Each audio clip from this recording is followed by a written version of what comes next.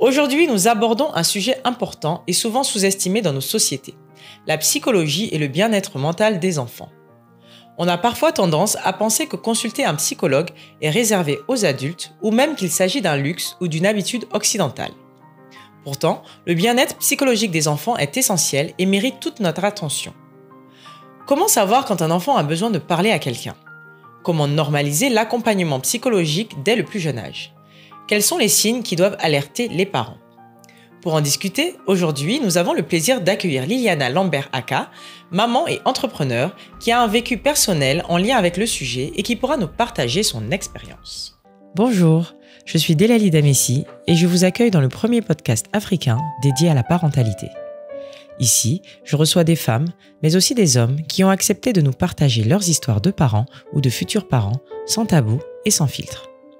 Nous écouterons leurs témoignages, leurs joies, leurs peines, leurs défis, leurs conseils, pour vous permettre de vous informer, de vous rassurer, de vous aider, de vous émouvoir ou encore de vous réconforter.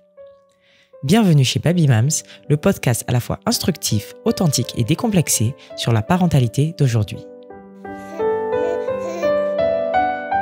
Kiabi en fera toujours plus pour les familles.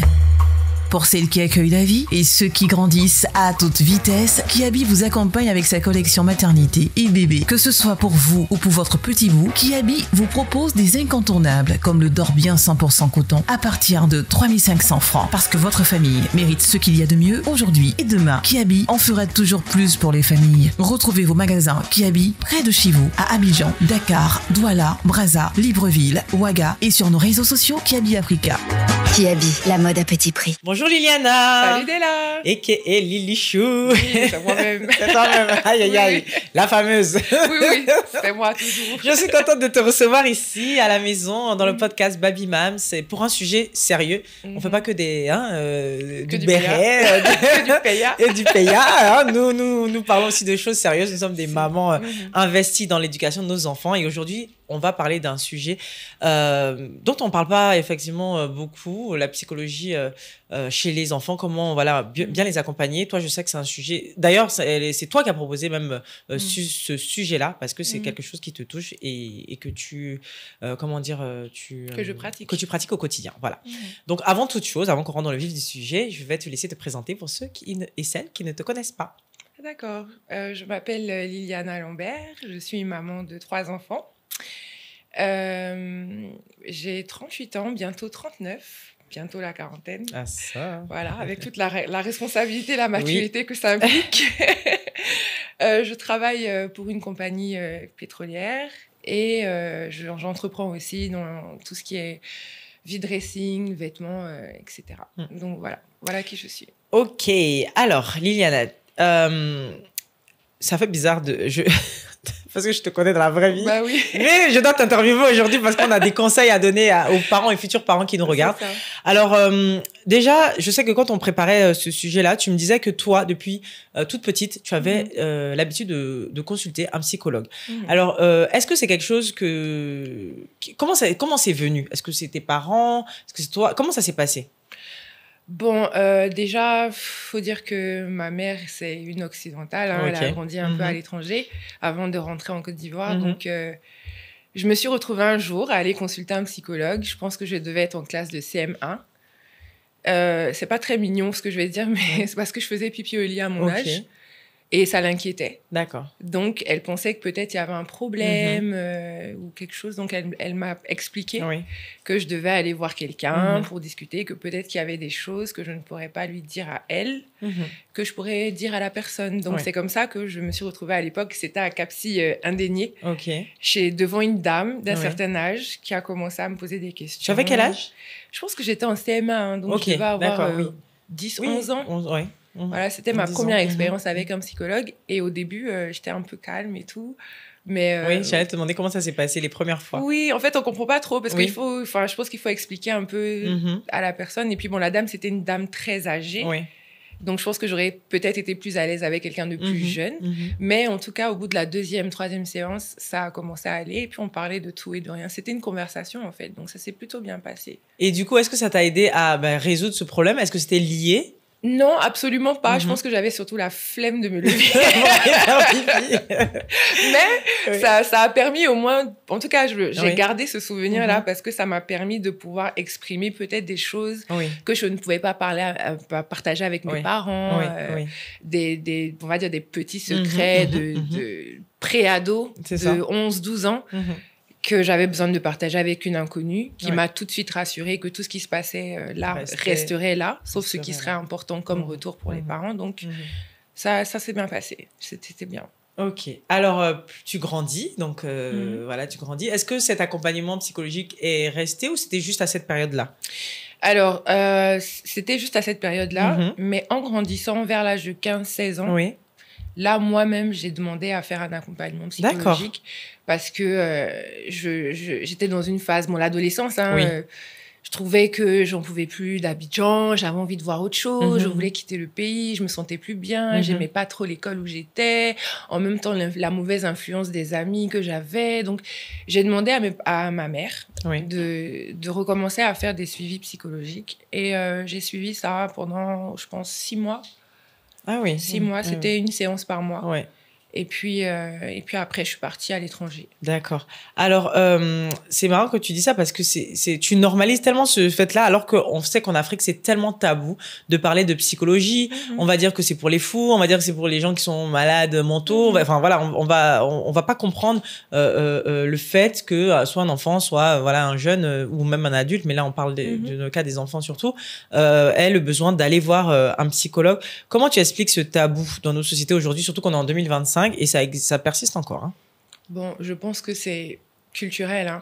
Comme je dis, quand j'ai commencé à parler, j'ai expliqué que ma mère n'a pas grandi ici, en fait. Donc, je pense que ça a été ma chance. Quelle est la mentalité occidentale? Donc, pour elle, c'était tout à fait normal. Moi, j'ai pas grandi en ayant cette idée-là. Mais par contre, je voyais qu'autour de moi, c'était pas quelque chose d'aussi logique. Pour mes amis que pour moi. Donc, par exemple, je n'en parlais pas. Voilà, j'allais te demander. Psy, comme quelque chose de normal. En fait, c'était quelque chose qui m'appartenait à moi. Et dont tu n'en parlais pas parce que tu te disais peut-être qu'on allait te juger ou te traiter qu'ils allaient de folle. Sûrement pas comprendre, en fait, ou ils allaient me dire que je suis folle. Voilà, on connaît. Hein. Tout ce dont on n'a pas l'habitude ici, c'est un peu la folie, mais je trouve que c'est dommage. Parce que ce sont des gens, comme je dis toujours, jusqu'aujourd'hui, je continue à suivre des thérapies quand ça va pas. Je dis, quand des gens sont allés à l'école pour étudier ce qu'il y a dans nos têtes, que nous-mêmes, on n'a pas réussi à résoudre, quand toi-même, tu sens que tu as réfléchi jusqu'à... Et puis, ça ne fait pas le M plus 1 égale 2, là. Il y a quelqu'un qui est là pour ça, en fait. Donc, pourquoi se priver de cet outil, en fait? Oui, totalement raison. Alors, tu continues de grandir, tu finis ton adolescence et tu deviens maman, très jeune. Comment se passe... on va aller grossesse par grossesse. Est-ce que tu as eu besoin d'un accompagnement psychologique à tes différentes grossesses ou pas? Comment tu as vécu tes grossesses? Bon, déjà, j'ai été maman très jeune, avec tous les bonbons que ça implique. Ça. Par contre, c'était le meilleur choix de ma vie parce que j'ai enlevé ce stress-là sur moi très tôt. J'avais pas la pression de... oui, il faut absolument que je fasse mes enfants à la trentaine et puis tu es là, moi, j'avais déjà mon enfant. Ça m'a responsabilisée, ça m'a truc. Par contre, là où j'aurais voulu avoir un accompagnement psychologique, c'est sur cette première grossesse qui était, avec tous les discours des parents, et que tu as un enfant jeune et tout ça. Mais j'aurais bien voulu avoir un accompagnement psychologique pour le postpartum. Oui. Parce que là, j'ai eu un vrai postpartum. Se retrouver maman, la responsabilité, l'enfant qui pleure. Des fois, tu sais pas trop comment tu vas gérer. Toi-même, tu es encore presque un enfant. Bon, j'avais 18 ans, mais tu es quand même un enfant. Oui. Mais je trouve que quand même, j'ai été bien accompagnée par les mamans et tout. Et c'est peut-être aussi le fait que tu as eu un accompagnement psychologique tôt. Peut-être que ça t'a aidé aussi, ou bien c'était différent? Non, c'était différent, en fait. C'est une découverte, c'est une responsabilité. En plus, à cet âge-là, oui. Voilà. Et puis, ton corps même te met dans des dispositions un peu compliquées. Donc, ce serait été bien d'avoir... Je savais même pas qu'est-ce que c'était même le postpartum. C'est plus tard, lors de ma deuxième grossesse, que j'ai découvert ce concept-là de postpartum, alors que j'ai des souvenirs d'où il y avait des soirées où j'en pouvais plus, j'avais l'impression que le monde s'effondrait et tout, mais c'est juste, c'est hormonal, donc je pense qu'un accompagnement à ce moment-là, ça aurait été vraiment bien. Ça aurait été bien. Juste pour m'expliquer ce que c'est, quoi. Oui. Alors, donc, tu nous as dit en introduction, tu as 3 enfants, et aujourd'hui, vraiment, on parle de ce côté psychologique, de cet accompagnement psychologique que tu mets en œuvre dans ta vie aujourd'hui avec tes enfants. Alors, dis-nous, à quel moment tu as ressenti le besoin de faire voir un psy à tes enfants? Alors, la première fois, c'était pour mon deuxième. C'est la maîtresse à l'école qui a demandé à me voir. Et en fait, moi, j'ai paniqué. Je me suis dit, il y a un truc grave et tout ça. Il était en CP. Et puis, elle me dit... non, il était en grande section. D'accord. Avant de passer en CP. Et elle m'a dit, ah, madame, je voulais vous voir parce que, bon, je trouve que Mathéo, il est très rêveur. Il a la tête ailleurs. Donc, moi, en tant que maman, je m'inquiète. Bien sûr. Je me dis que parfois, il y a des choses qu'on ne voit pas nous-mêmes parce qu'on est dans le quotidien. Le matin, je pars au boulot, je passe pas la journée avec eux. Donc, peut-être que la maîtresse aurait détecté des choses. Donc là, ça m'a interpellée. Déjà ça. Et puis, je me suis renseignée un peu aussi parce que normalement, les écoles, ils sont censés nous mettre à disposition des psychologues qui peuvent accompagner nos enfants durant l'année scolaire. Mais en fait, c'était tellement compliqué d'organiser ça parce qu'elle n'était pas en permanence, il fallait attendre qu'elle soit là, prendre rendez-vous, enfin bref. Donc, c'est à ce moment-là que j'ai senti que peut-être qu'il serait bien que je lui fasse voir un psychologue pour voir s'il y a peut-être un souci ou que j'arrive pas à mettre le doigt, quoi. Et comment ça s'est passé? Tu lui en as parlé? Comment tu as fait? En fait, je lui en ai parlé. Je lui ai proposé de me parler à moi d'abord. D'accord. Donc, je me suis mis un peu dans la peau du psy. Oui. Parce que je veux savoir ce qui se passe dans les têtes. Si moi, là, maman, je ne sais pas, c'est pas quelqu'un, tu vois. Donc, tu commences d'abord par toi, en fait, à essayer d'avoir une conversation un peu plus sérieuse, utiliser les bons mots. Donc, déjà, il avait quel âge à l'époque? 6 ans. 6 ans, ouais. D'accord, ok. 6 ans. Donc, il y a des façons d'aborder certains sujets. Est-ce que tu vas bien? N'aie pas peur de me parler. Je vais pas te chicoter. Genre, il n'y a pas de c'est sans jugement et tout. Donc, je me suis rendu compte en discutant avec mon fils qu'il n'y avait rien de particulier, en fait. Donc, du coup, j'ai pas poursuivi. Et puis, plus tard, c'était, situation chaotique que tout le monde connaît. Donc, je m'inquiétais un peu et je me suis dit, déjà, moi-même, j'ai besoin de ça. Donc, j'imagine que mes enfants aussi ont ce besoin-là. Tu as remarqué qu'il y avait... parce que, tout le monde ne te connaît pas, Lily, mais il y a une situation chaotique dans ta vie personnelle qui fait que tu t'es dit que les enfants pouvaient être impactés, parce qu'on parle des 2 derniers. Et du coup, c'est toi qui as consulté d'abord, c'est eux. Comment ça s'est passé? Tu l'as fait ensemble? Comment concrètement ça se concrétise? On l'a fait ensemble. Moi, déjà, je faisais déjà une thérapie avec une psychologue ici depuis quelques mois. Je pense que ça faisait 3-4 mois que j'avais commencé. Donc, moi, j'ai commencé toute seule et ensuite, j'ai décidé de mettre mes enfants dedans. Et puis, vu que ma situation était un peu publique, donc j'ai eu la chance d'avoir plein d'associations ici. Je peux les citer? Bien sûr, parce que ça peut aider des femmes dans le pays, dans Côte d'Ivoire. Qui jusqu'aujourd'hui m'appellent pour me demander si j'ai besoin de suivi, si j'ai... Ouais. Et donc, il y a Stop au chat noir qui m'a appelée. Je connais bien voilà. ma chère Bénédicte. Formidable, qui m'a proposé un accompagnement. Le ministère aussi de la Femme, qui m'a proposé des pédopsychiatres qui sont venus, 2 dames qui sont venues faire des séances à la maison. C'était vraiment très convenient. C'est-à-dire que c'est elles qui se déplacent. Elles viennent à domicile, 1 fois par semaine. Franchement, top. Donc, ça m'a permis Elles ont pu, en fait, expliquer aux enfants. C'est elles qui ont expliqué. C'est elles qui ont expliqué. Comment ils l'ont pris? Comment ils ont vécu ça? Parce que c'est vrai qu'à cet âge-là, des fois, soit on comprend pas trop, soit on comprend et du coup on se dit est-ce que j'ai un problème, tu vois? Comment eux ils ont réagi? En fait, tout dépend de la manière dont c'est présenté. Donc la première séance, déjà quand elles sont venues chez moi, les enfants, ils se demandaient c'était qui, et puis elles se sont présentées comme des petites tatas. Elles avaient des techniques, donc elles leur ont demandé de leur faire des jolis dessins pour exprimer une journée à la maison. Elles ont leur technique en fait. Et elles m'ont demandé ensuite, au bout de 20 minutes, de partir dans la chambre pour les laisser seuls avec les enfants. Ok. Donc, en fait, j'avais pas le droit d'assister aux séances futures. Ok. Voilà. Donc, moi, je venais à la fin et me faisais un petit point de la séance pour me dire non, pour me rassurer, pour voir les points que je pourrais regarder et tout. Mais c'était beaucoup comment on dit, reassurance. Ok. On te rassurait. On te rassure, en fait. Te rassure sur ça, oui, parce que... Parce qu'avant la séance avec les enfants, elle te demande, en fait, quelles sont tes inquiétudes pour savoir comment orienter les séances avec les enfants, en fait. Ok. Donc, elle me rassurait tout le temps et du coup, ça se passait entre eux. C'était leur moment. Donc, au bout de la 3e-4e séance, ils demandaient « Ah, mais les tatas, elles viennent pas !» et tout. Donc, ça s'est vraiment super bien passé. Et au niveau des bienfaits, des changements que tu as pu observer sur tes enfants, qu'est-ce que tu dirais? Est-ce que tu as vu plus d'apaisement, des choses en particulier? Tu t'es dit c'est bénéfique quand même ces accompagnements? Alors déjà, c'est pas les premières personnes qui remarquent, c'est ton entourage proche. D'accord. Parce qu'ils observent une nouvelle dynamique dans ton quotidien, à la maison. Donc, ça commence par les employés. « Ah, madame, nanana. Et, on trouve que les enfants sont épanouis. On trouve que les enfants sont comme ça. » Et puis, des nouvelles habitudes qui s'instaurent. C'est-à-dire que moi, mes enfants, par exemple, tous les jours, c'est des quapatos.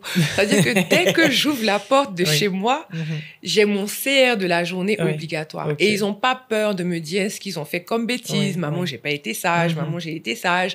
Parce que c'est comme si on avait créé une espèce de cadre rassurant, où pendant ce moment-là où j'arrive à la maison, ils peuvent exprimer toutes leurs émotions de la journée, en fait.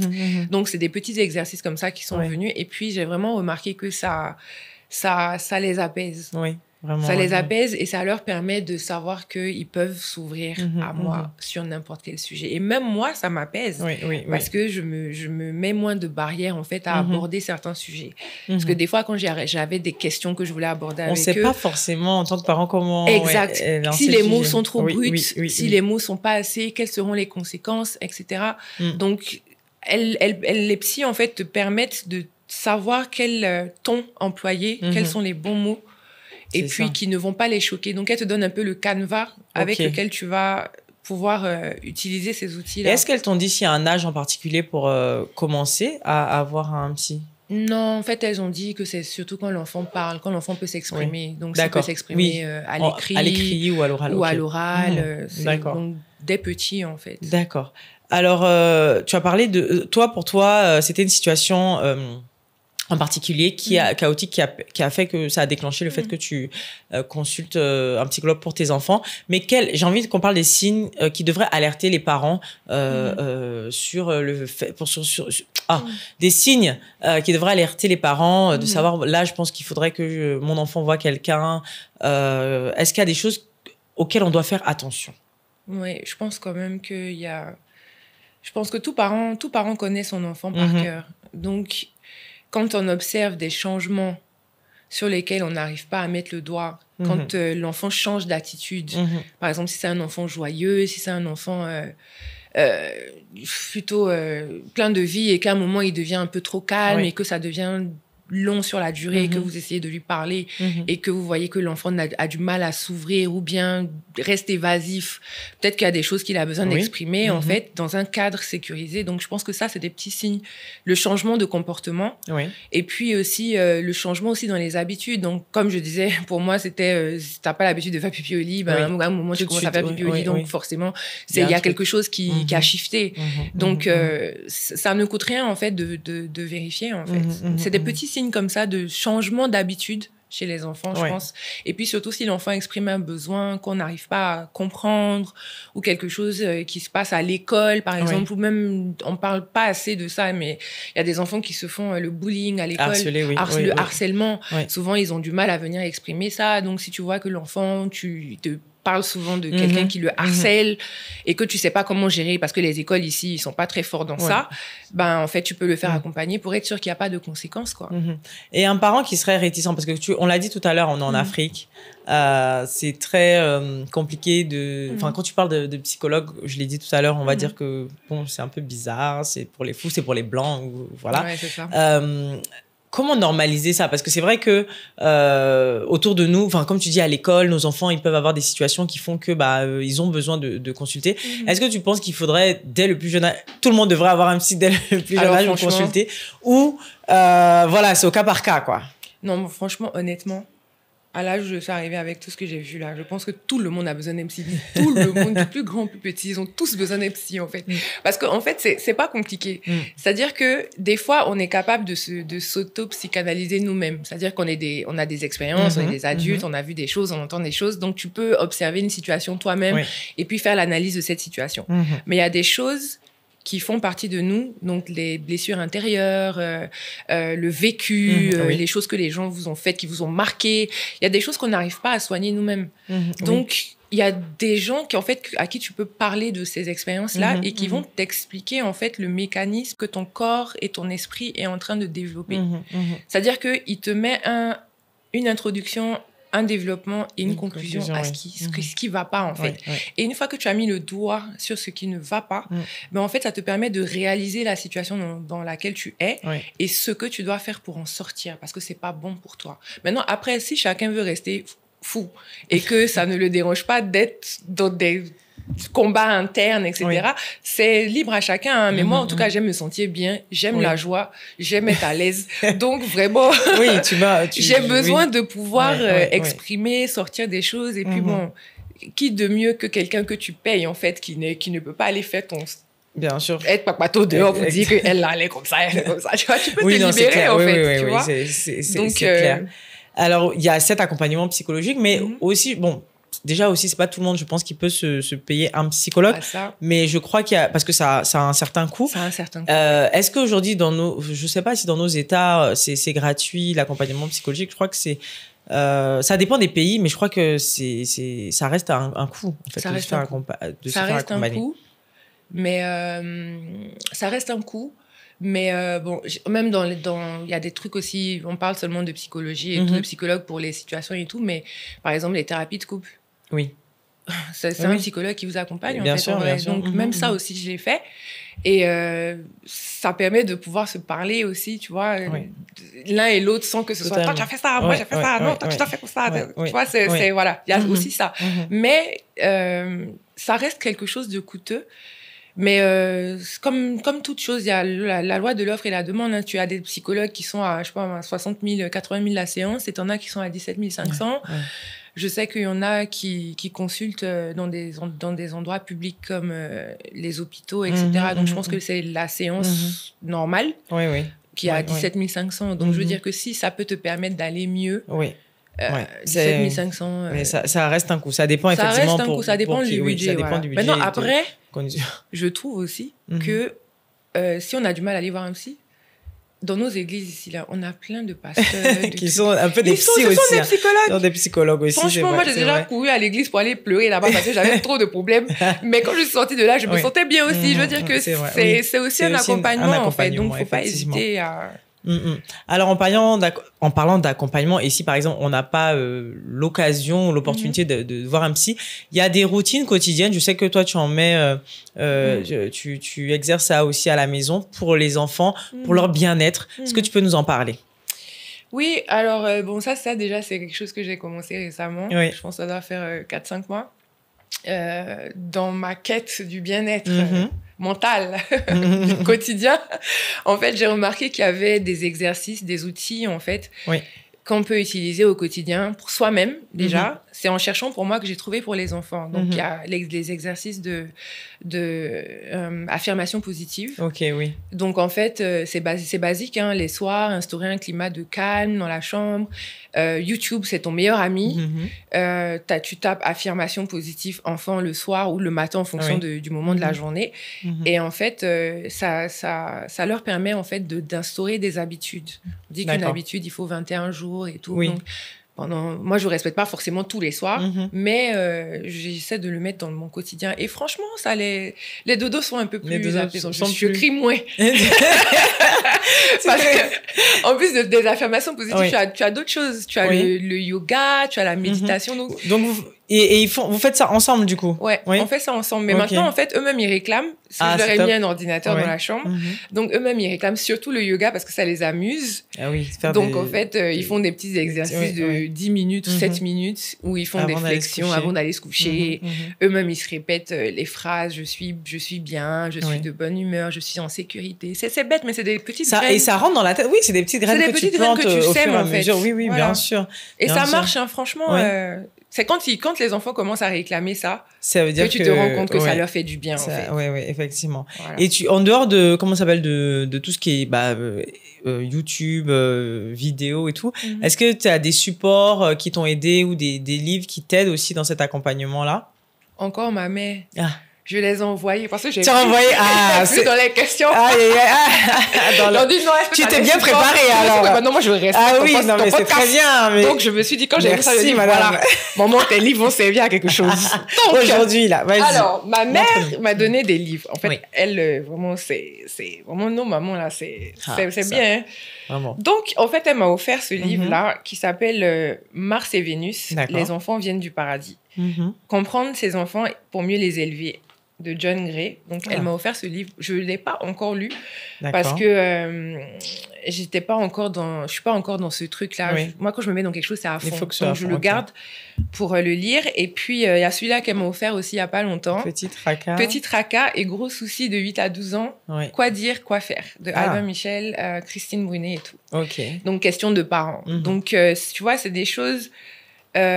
c'est des petits outils en fait qui aident au quotidien. J'ouvre la page, ils n'aiment que la junk food, on les connaît. KFC, même ce matin il m'a demandé KFC à 10h là, tu mangeais KFC. Bon, je veux dire que comment tu adresses ça, est-ce que c'est grave, est-ce que c'est truc, donc c'est des petites choses comme ça que je compte qui t'aident, voilà, qui rentrent dans ma démarche. En fait, il faut se documenter. Oui. Faut beaucoup se documenter sur ça parce que c'est vrai qu'on néglige cette partie-là de se dire que parce que les enfants, je pense c'est même pas que je pense, ils réagissent différemment aux émotions. Nous, on a nos émotions, on réagit d'une certaine manière, mais les enfants, c'est décuplé, je pense, au niveau des émotions. Et c'est vrai que quand il y a une situation qui arrive, on est déjà des fois nous-mêmes perdus. Alors eux, alors j'imagine même pas eux.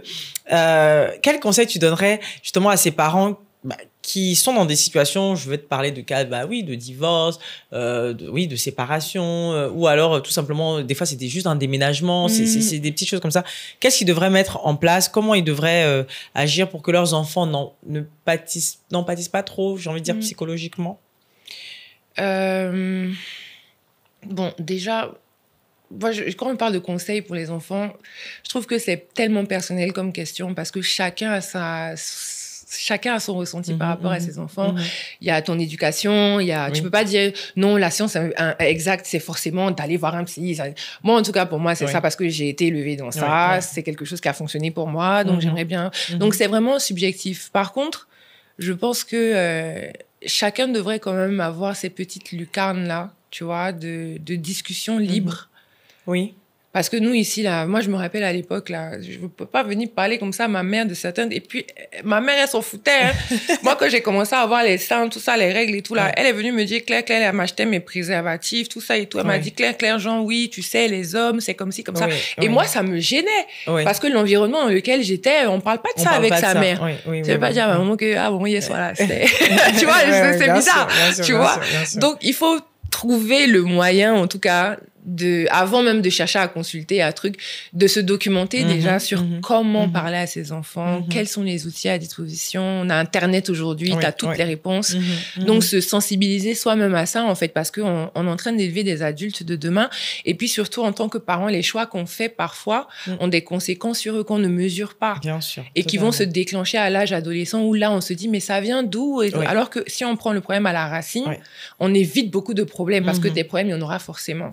Donc, c'est de créer, en fait, cet environnement de confiance-là. C'est-à-dire que moi, des fois, franchement, ils viennent m'expliquer des trucs, j'ai envie de les dabaquer. Ils me disent, oui, maman, aujourd'hui, j'ai pas respecté la maîtresse, j'ai pas été ça, je veux le botter là. Mais je me dis que lui-même, il est venu me dire ça. Donc, c'est pas là que je vais overreact, en fait. Donc, je me dis, bon, mais j'espère que tu vas aller t'excuser auprès de la maîtresse, et nanana, et nanana. Donc, ça mais des fois, c'est pas évident, parce que, c'est-à-dire que... c'est-tu. C'est-à-dire que des fois, franchement, ils nous font des trucs, tu te dis, bon, mais c'est vrai que souvent, les réactions qu'ils ont, il y a des explications en fait. Il y a des explications et tu parles parlais tout à l'heure du bon ton. Tu parlais des psychologues qui accompagnent tes enfants. Elle parlait de ton. Il y a la manière de parler joue beaucoup. Oui. Oui. La manière de parler, les mots que tu utilises. Par exemple, les mots que tu vas utiliser avec un enfant de 15 ans ne sont pas ceux que tu vas utiliser avec un enfant de 5 ans. C'est-à-dire que tu peux pas, il y a certains sujets qui sont quand même assez graves. Oui. Tu ne peux pas venir dire les choses comme ça, comme si tu t'adressais à un adulte, parce que les enfants retiennent tout. Oui. Mais par contre, tu peux mettre des mots sur des situations et leur expliquer en fait que ce n'est pas normal, ou on n'agit pas comme ça, ou on fait pas ci, on fait pas ça, en fait avec des mots simples, mais que les enfants comprennent sans que ça les choque, parce que le but c'est de ne pas les choquer et qu'ils se sentent en confiance. Tout est une question de sécurité et de confiance.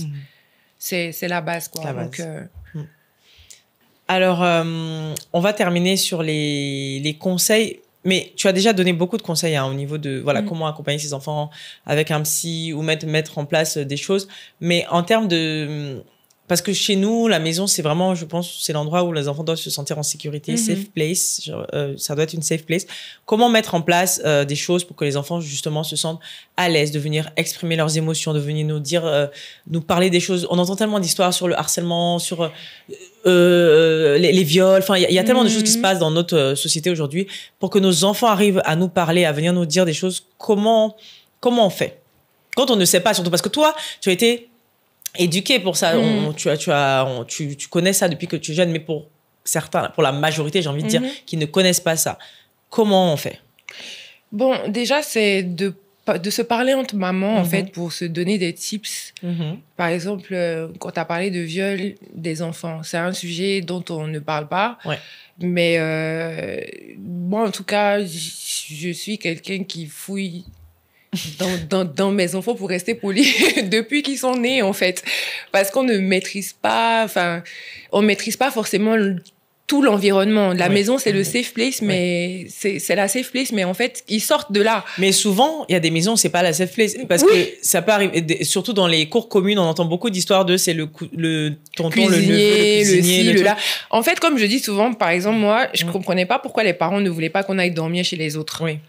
Alors qu'ils connaissaient les parents et tout. Mais aujourd'hui, en tant que maman, pour moi, c'est un problème. Mes enfants n'ont jamais dormi ailleurs que chez ma mère, qui est comme elle est, voilà, parce que je sais que c'est une safe place, parce qu'elle-même, elle est pire que moi, mais parce que, en fait, des fois, ce qu'on oublie, c'est que c'est pas les personnes en question le problème. C'est souvent, ici en Afrique, on a un cousin qu'on héberge, on a comment on appelle ça, une tante du village qui est venue avec ses enfants, qui est dans une aile de la maison, tu sais pas que ses enfants sont tu ne maîtrises pas l'environnement où tes enfants partent. C'est ça. Donc, c'est pas forcément en incriminant quelqu'un, mais déjà, des fois, même les gens même de la maison savent pas ce qui se passe. Je veux dire, moi, ça m'est déjà arrivé d'être quelque part où le mari d'une tata vient ouvrir ma porte la nuit pendant que je suis en train de dormir. Donc, quand tu vois ce genre de choses, tu te dis que quand tu es exposé à ça, toi-même, tu te dis que voilà, il faut que tu fasses attention. Donc, effectivement, la maison, c'est une safe place, mais tu peux pas tout contrôler. Donc, ce qu'il faut faire, c'est que les enfants, en fait, aient cette habitude de parler devant les adultes. Par exemple, moi, chez moi, les enfants, là, ils ont toujours cette facilité à dire ce qu'on leur a fait devant les nounous. Et puis, on juge ça là. En même temps. Voilà. Et puis, la nounou aussi va dire pour elle. Et puis, c'est comme un peu, ça devient amusant. Mais en fait, ils se rendent pas compte. Mais moi, ça me rassure parce que je sais que s'il y a quoi que ce soit d'inhabituel, ils viendront le dire et ils n'auront pas peur de le dire parce que non, la nounou, nanana. Voilà. Genre, ils vont faire des représailles parce qu'on règle ça là. Tu vois? Donc, ils peuvent parler et tout. Et puis, c'est aussi des moments pour leur apprendre le respect de l'adulte. Ce que tu as fait là, c'est pas bon. Demander pardon, s'excuser. Enfin, vraiment, créer cet environnement-là. Et puis, des moments de calme. C'est-à-dire qu'il y a une disposition aussi dans laquelle tu dois toi-même te mettre. Parce que des fois, on est claqué, on n'a pas envie. Ou bien des fois, tu rentres à la maison, tu as juste le temps de changer pour retourner dans ton payard. Parce que c'est pas tous les jours on a le temps. Mais il faut pas se culpabiliser non plus de pas avoir le temps tous les jours. L'essentiel, c'est de le faire un peu régulièrement. Pas à pas, peut-être, pour ceux qui n'ont pas l'habitude, peut-être commencer petit à petit et déjà, ensuite ça deviendra une habitude. Déjà, même, je trouve que les petits exercices du quotidien, là, c'est déjà un bon pas. C'est-à-dire, ça paraît de choses tellement futiles. Comment s'est passée ta journée à l'école aujourd'hui? Ça, c'est une question que je m'oblige à poser tous les jours. Des fois, quand j'ai pas le temps, je finis tard, j'appelle à la maison pour demander. J'ai installé le fixe à la maison pour être sûre que peux les appeler pour savoir comment la journée s'est passée. Donc, ils vont me dire, oui, ça va et tout, nanana et tout. Donc, moi-même, ça me rassure, en fait. Après, le soir, tu fais tu mets sur ton téléphone, tu mets une petite lumière, tu leur dis, c'est le moment de faire les affirmations. Au début, ils vont bouger un peu, mais après, ils vont commencer à voir les bénéfices, prendre l'habitude. Donc, ils font ça. Après, tu les autonomises en leur disant, faites ça vous-même. Donc, des fois, je leur balance mon téléphone quand je suis fatiguée. Et puis, ils font ça là-bas entre eux, tu vois. Donc, il n'y a pas besoin on ne va pas aller dans les grands trucs tout de suite. On va chez le psy quand vraiment on est à bout de solutions. Oui. Voilà. Et quand le cas est grave ou qu'il y a quelque chose, ou qu'on remarque quelque chose de changer chez notre enfant. Ou même qu'on a peur qu'un comportement qu'on observe s'installe. Oui. Par exemple, des fois, il y a des enfants qui deviennent agités, qui se battent, on comprend pas. Peut-être qu'il y a quelque chose qui se passe qui fait qu'aujourd'hui, il a ce comportement-là, et puis tu lui donnes... Et puis, c'est pas forcément des longues thérapies, hein. Des fois, ça peut faire 2-3 séances, c'est suffisant, en fait. C'est ça que j'allais te demander. Au niveau des séances, ça s'arrête, c'est juste des périodes, le temps que ça se calme. Bon, comment ça dépend, hein. C'est tellement personnel, ce truc-là. Mais en tout cas, moi, quand ça va pas, j'y vais jusqu'à ce que je sente que ça va. D'accord, ok. Et puis, des fois, même, j'arrive chez ma psy. Ma fille, elle est jeune. Donc, elle a notre âge, tu vois. Donc, quand j'arrive là, elle me dit, mais toi-même là, tu n'as même pas besoin de venir ici, en fait. Parce que tu as fini avec ton A, ton B, ton C, ton D. Toi-même, tu as ta solution à ton problème que tu connais. Je dis oui, mais en fait, ça me fait du bien de savoir. C'est comme si c'était une validation de je suis sur le bon chemin de la guérison, en fait, tu vois. Donc, quand je sens que le problème pour lequel je suis venue là-bas, par exemple, moi, un des problèmes pour lesquels j'étais allée, c'est que j'étais hyper parano. Et puis très dépendante affective. Genre, c'est vraiment la go chiante, quoi. La go relou même, quoi. Même en amitié, elle est relou. Voilà, je suis mal relou, mais moi, je suis comme ça. Voilà, donc j'ai dû apprendre à lâcher prise, voilà, tu vois, à lâcher prise, à être moins acerbe quand je veux dire des choses, tu vois, parce que tu te rends pas forcément compte. Et souvent, c'est les autres qui nous font remarquer. Exactement. Donc, tu vas voir un psy. Et puis, quand tu vois que les mécanismes s'installent et tout, tu te dis que bon. Et puis, bon, c'est quand même coûteux, quoi. Donc, tu vas pas aller juste pour aller, en fait. C'est clair. Et on parlait d'observation, c'est important. Ça me revient.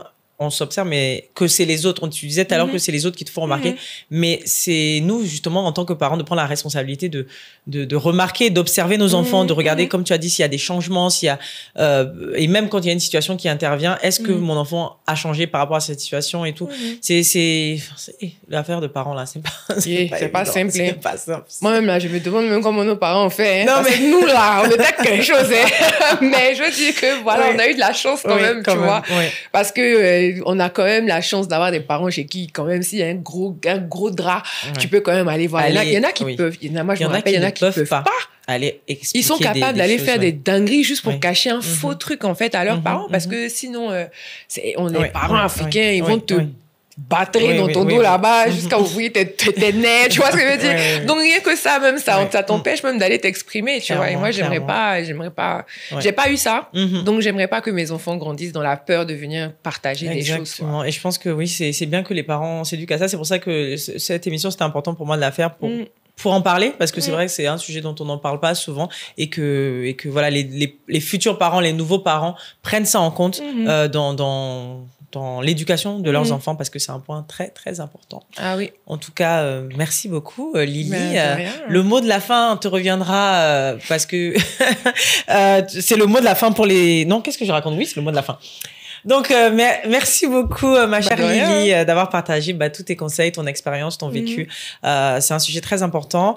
Je vais te laisser le mot de la fin en disant, tu vas nous dire un mot pour tes enfants, ce que tu veux, ou pas. Hein. Il y en a Est-ce qu'il y en a qui ne disent pas? Non, il y a toujours eu quelqu'un qui a toujours un mot pour tes enfants. Est-ce que tu aurais quelque chose à dire? La seule chose que je voudrais dire, et si un jour, parce que Internet n'oublie rien. Oui, ça c'est vrai. Si un jour mes enfants regardent cette émission dans, je sais pas, 15-20 ans, j'espère que vous vous rappellerez de à quel point je lutte pour que vous soyez des hommes responsables, des adultes responsables, et que vous serez les maris de demain, les pères de demain.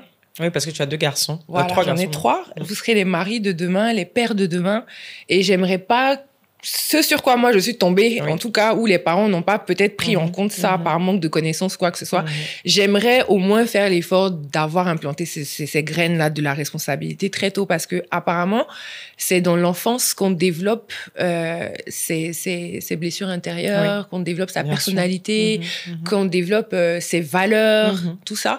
Donc, j'aimerais bien, je suis pas la mère de l'année, loin de là, mais en tout cas, je fais ce que je peux pour qu'ils puissent être ces hommes responsables. Parce que l'affaire de où putain t'assois dans la maison des gens et puis on te parle mal parce que tes enfants sont venus tout à moi, ça là vraiment je peux pas. On voit combien de les enfants de Lily là, ils sont comment? Il y a les beautés devant les gens. Et même dit non, maman elle est en nuit, elle est soyée même.